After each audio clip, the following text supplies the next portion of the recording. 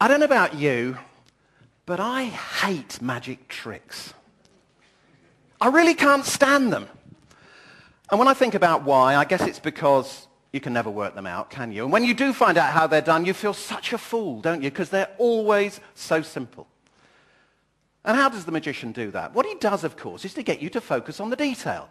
He gets you to listen to what he's saying. He gets you to watch his hands. He gets you to do anything but look at the big picture. And for me, business is exactly the same. It conspires every day to suck us into the detail, into the mud and the bullets.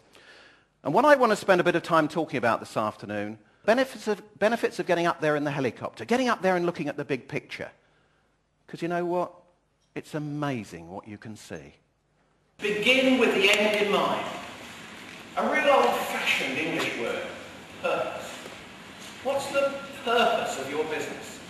And I don't mean mission, I don't mean vision, I don't mean objectives, I mean higher in the helicopter than that. What's your business there for? I've got to share with you. I was doing this a little while back to about 400 people. And at this point, a guy in the audience put his hand up and said, "Excuse me?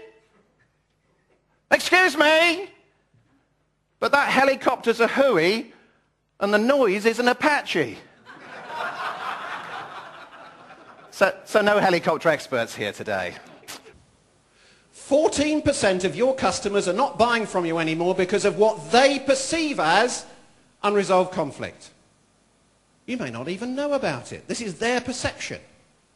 And there's got to be things you can do to get those clients back. It might involve the H word, humble.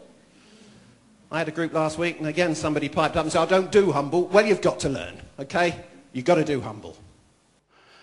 But there's something else you've got to do. You're probably getting an access to that customer that is better than you've ever had before. Go in with an attitude of mind that you're going to upsell. You're actually going to come away with more business than you've ever had before.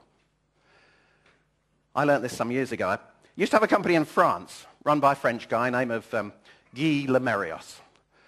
We were out in Paris one day, one evening in fact, driving around, and he forgot to stop at the traffic lights, went straight into the back of this car in front.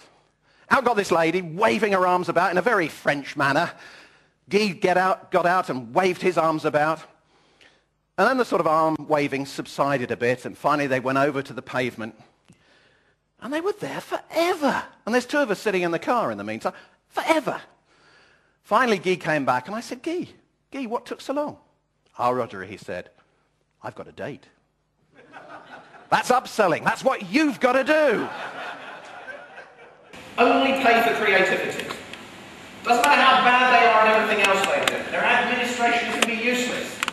They can be people who you don't like. All those things don't matter.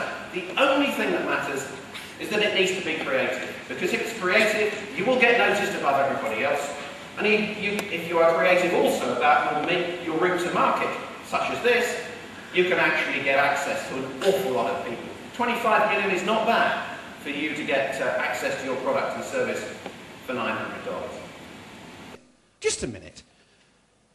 If you look at the J.D. Power Index in the USA of vehicle quality and reliability, the top 3 cars are Japanese and you're number 4.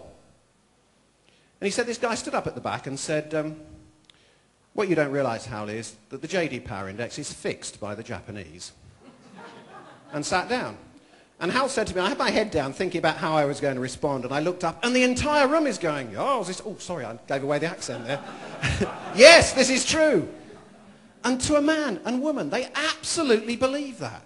And it was about this time that the then chairman of the company stood up in their head office, and they sort of owned the town, and told everyone that the levels of productivity being achieved in their Brazilian plant was now better than this home plant.